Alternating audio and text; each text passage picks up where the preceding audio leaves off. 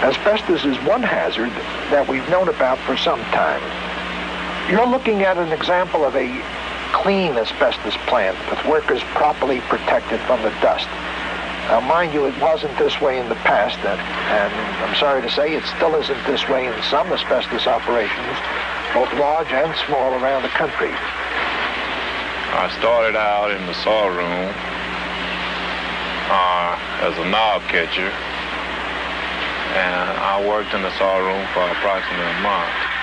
And I was moved back to a feeder. And I worked as a feeder, I would say approximately 4 months. And it was very dusty back there. And at the time, it wasn't mandatory for us to wear dust masters or nothing like that. In other words, you couldn't help but inhale the asbestos particles because you could see it flying all around in the air. Asbestos dust actually contains many microscopic mineral particles. They embed themselves in the lungs, scarring the delicate tissue that's there. And given sufficient exposure, this brings on a number of crippling lung diseases.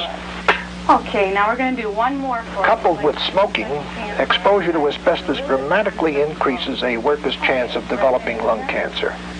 Even non-smokers exposed to asbestos fibers run the risk of developing other forms of cancers.